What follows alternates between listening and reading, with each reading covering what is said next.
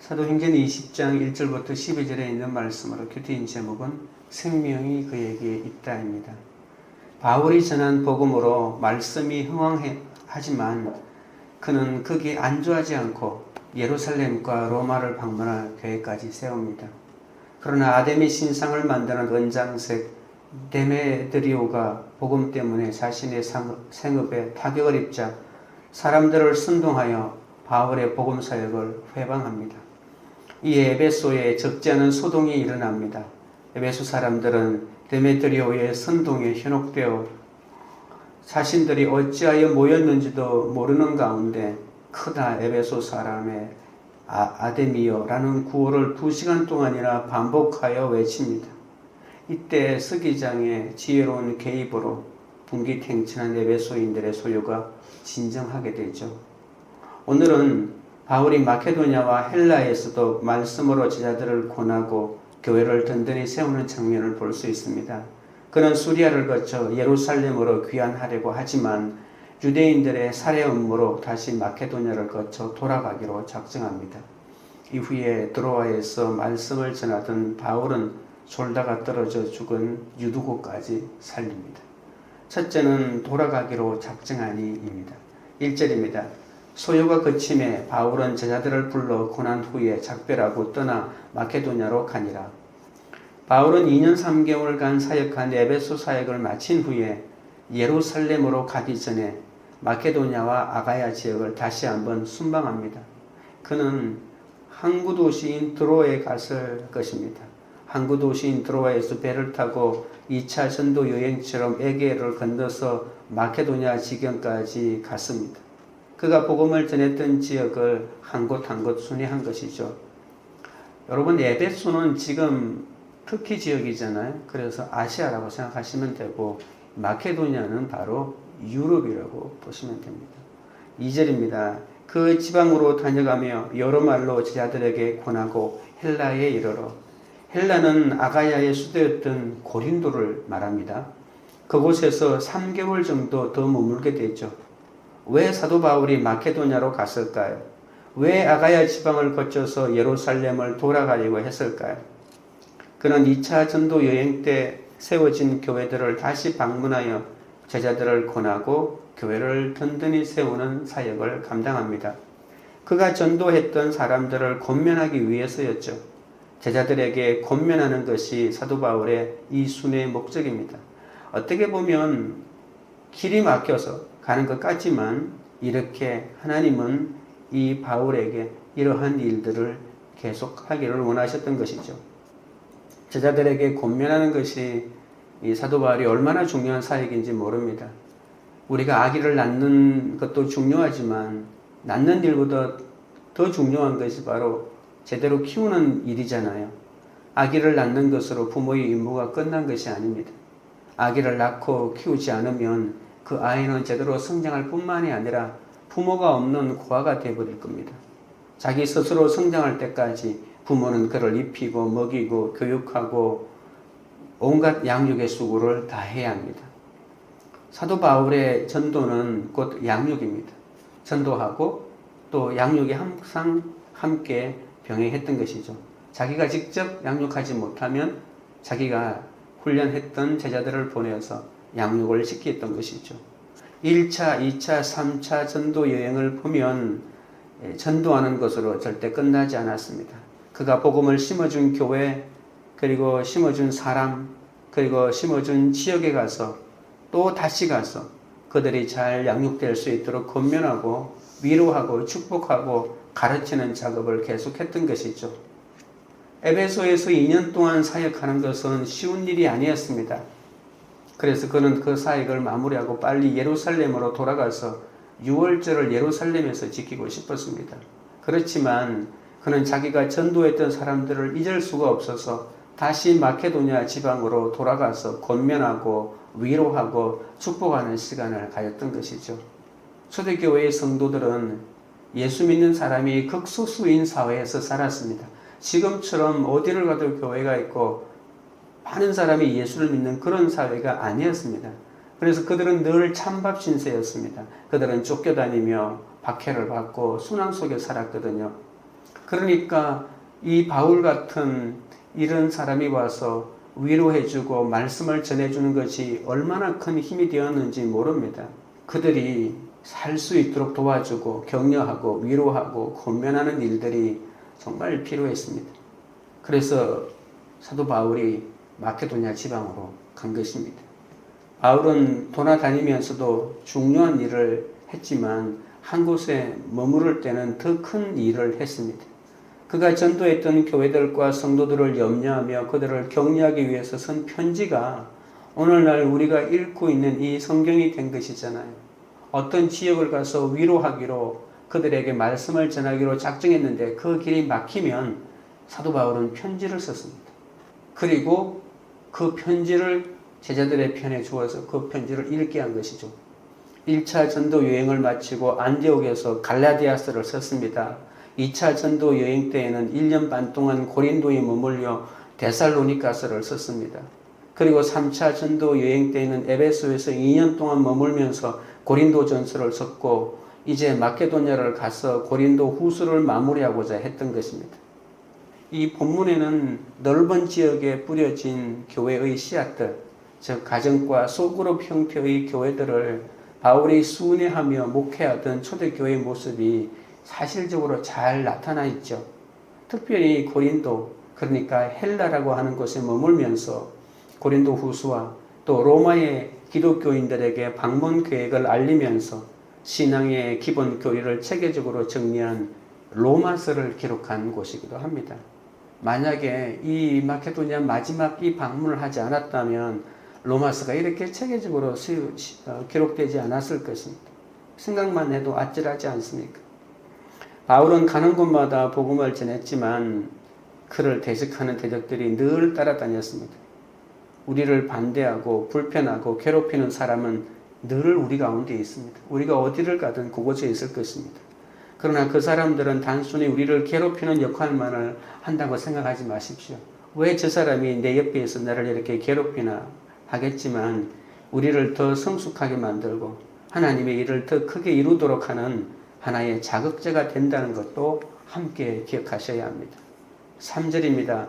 거기 석 달 동안 있다가 배 타고 수리아로 가고자 할 그때에 유대인들이 자기를 해하려고 공모함으로 마케도냐를 거쳐 돌아가기로 작정하니 사도 바울은 고린도에서 석 달이 있을 동안에 예루살렘으로 바로 가고 싶었습니다.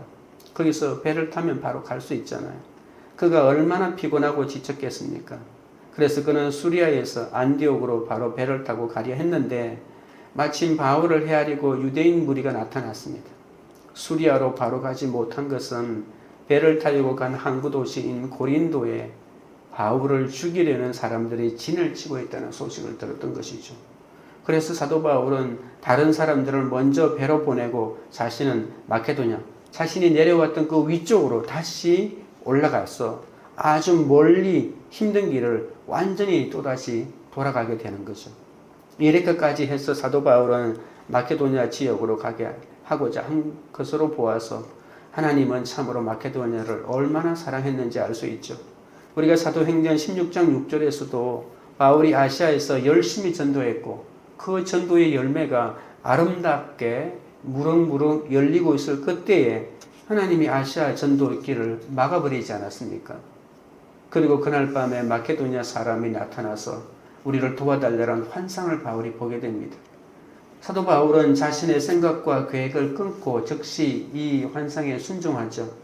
그래서 드로아에서 배를 타고 알지도 못하는 마케도냐로 이렇게 직행하게 되잖아요. 하나님은 마케도냐를 이렇게 사랑하셨습니다. 쉽고 빠른 길도 있는데 먼 길로 돌아가야 할 때도 있습니다. 그리고 그때도 역시 감사해야 합니다. 하나님께서는 잘 되는 일을 통해서도 영광을 받으시지만 안 되는 일을 통하여 더 큰 영광을 받으실 때가 더 많습니다. 성공을 통하여 영광을 받으시지만 이 실패를 통하여 더 큰 영광을 받는다는 것을 우리가 안다면 하나님께서 왜 이런 길을 우리 가운데 허락했는지 알 수 있을 겁니다. 이것이 하나님의 방법입니다. 우리는 건강해도 병들어도 성공해도 실패해도 살아도 죽어도 감사할 수밖에 없는 인생입니다. 어쩌면 역경 속에 있을 때 우리는 하나님의 더 큰 능력과 기적을 경험할 수 있을지 모릅니다. 적용 질문 드립니다. 내 계획이 막히더라도 낙심하지 않고 돌아가거나 멈추었다 가야 할 일은 무엇입니까? 둘째는 함께 가는 자입니다. 4절 5절입니다.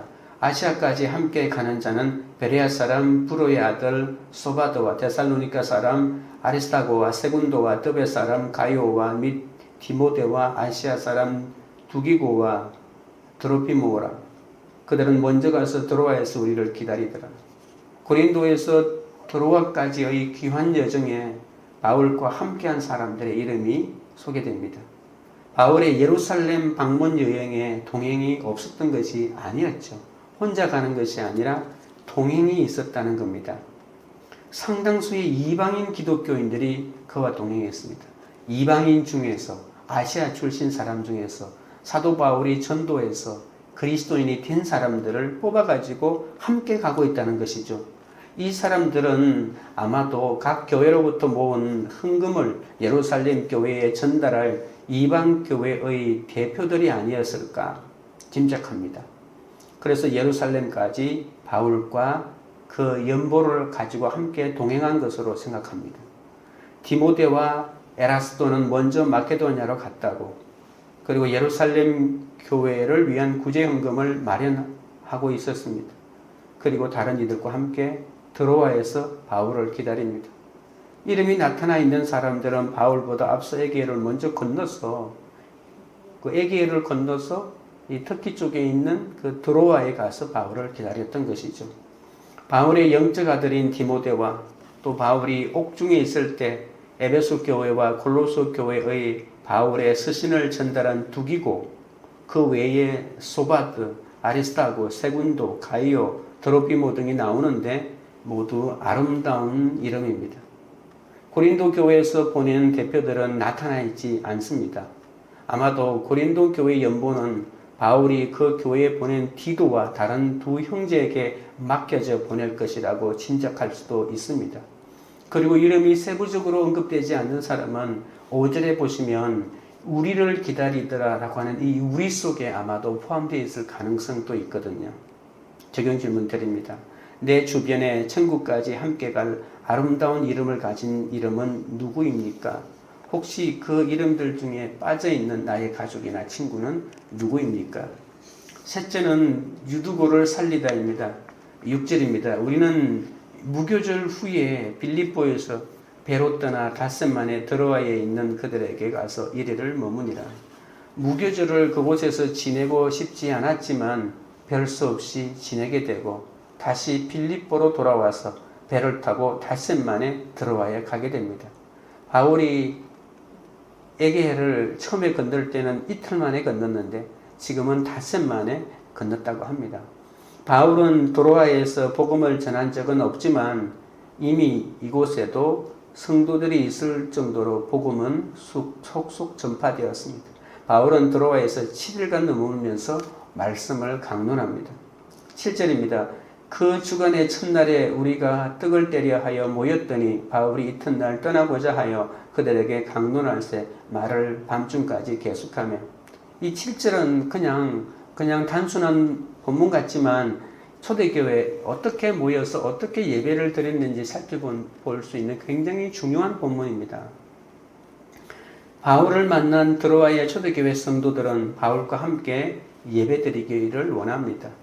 믿는 사람들이 주 안에서 만났을 때 여러분 할 수 있는 게 뭘까요? 그냥 식사 제대로 하는 걸까요? 함께 예배를 드리는 거잖아요. 초대교회에서는 안식 후 첫날, 7절 앞부분 보십시오. 그 주간의 첫날이라고 했으니까 안식 후 첫날에, 그러니까 주일날에, 우리가 지금 오늘날 지키는 주일날에 예배를 드렸다는 것을 볼 수 있습니다. 그들은 주일에 예배를 드렸습니다. 한 가지 특이한 점은 예배를 드릴 때마다 떡을 뗐다고 이렇게 말합니다. 떡을 뗀다는 것은 성찬과 애찬을 말하잖아요. 이 성찬은 우리가 알고 있는 예수님의 십자가에 죽으신 그것을 기념하기 위해서 예수님의 피와 예수님의 쌀을 우리가 먹고 마시는 것이잖아요. 그리고 애찬은 간단한 식사를 공동체가 함께 나누는 것입니다.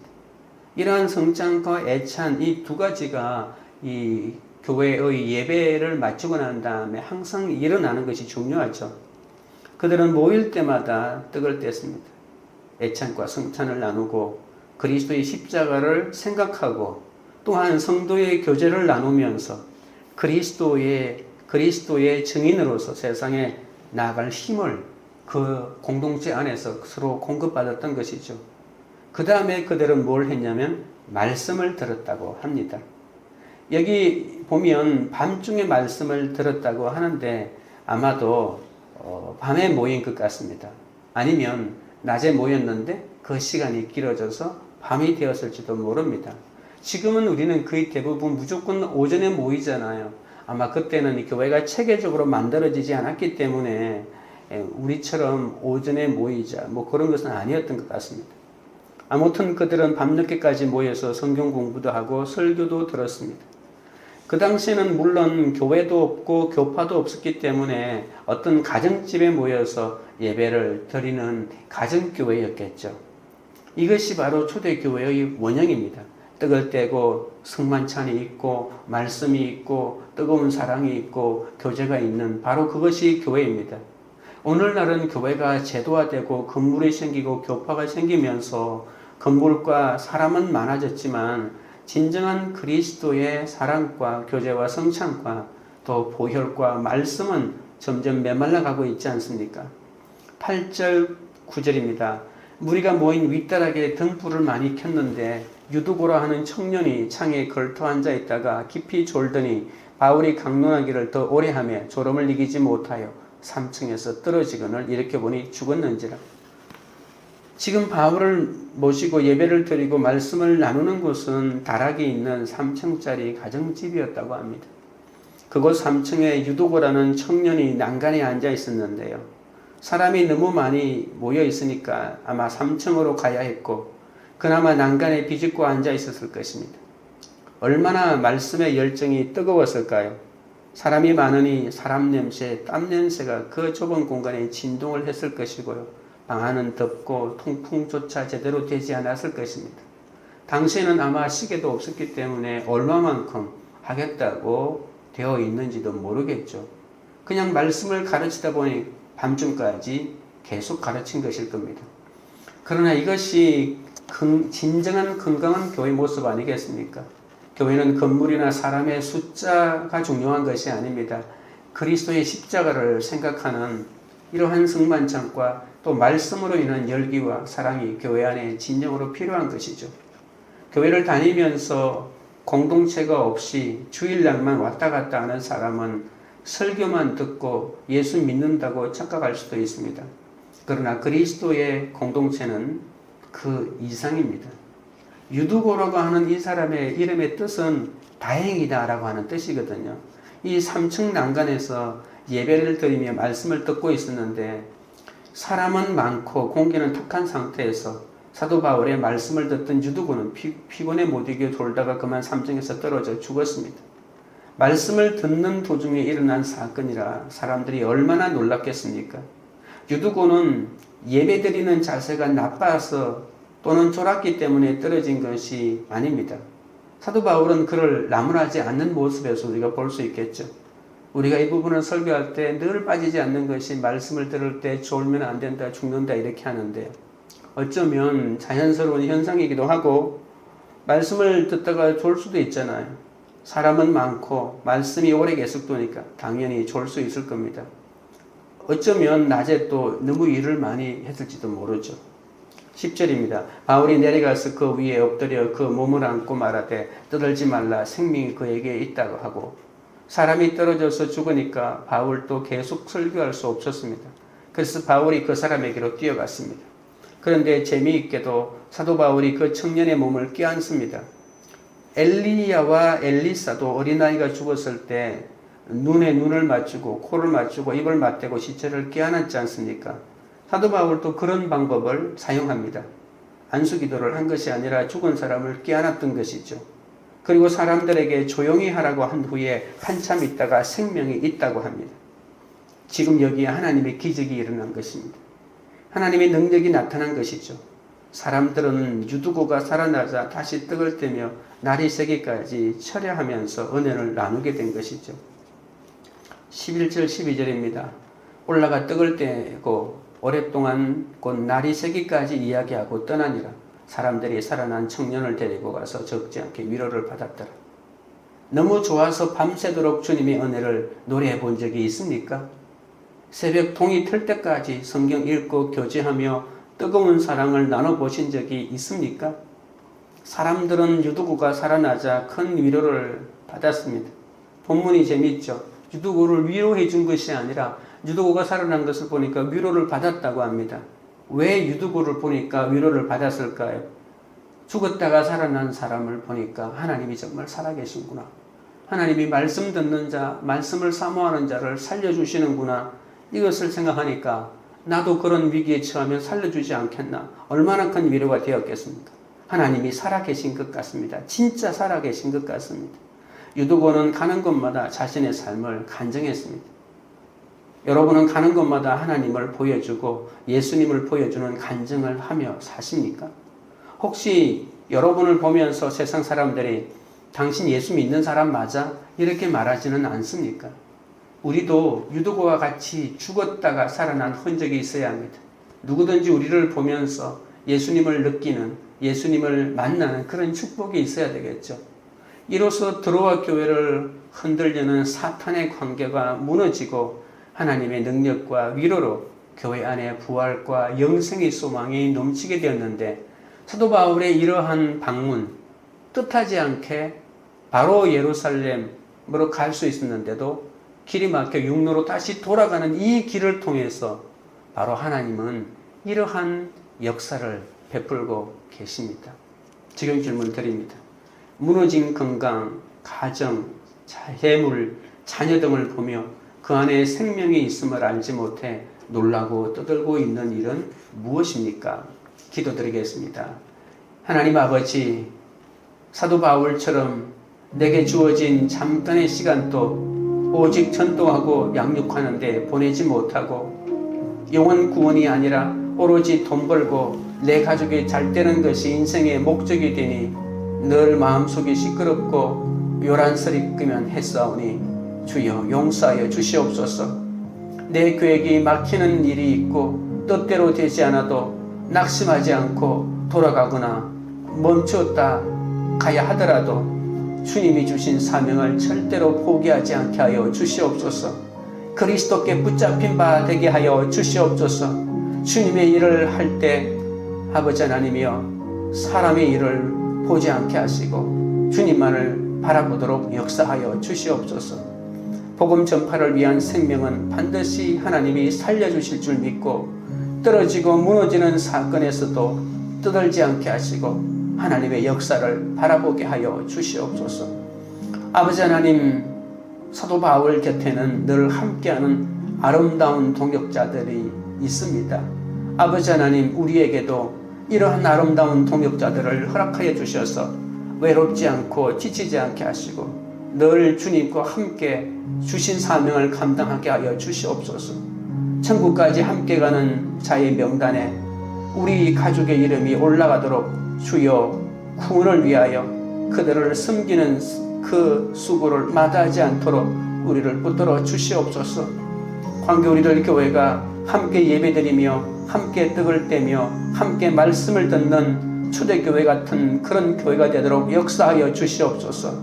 주님의 은혜가 너무 감격스러워 밤새도록 주님의 은혜를 노래하며 새벽 동이 틀 때까지 성경을 읽고 교제하며 뜨거운 사랑을 나누고 또 복음을 전하는 그런 교회가 되도록 역사하여 주시옵소서.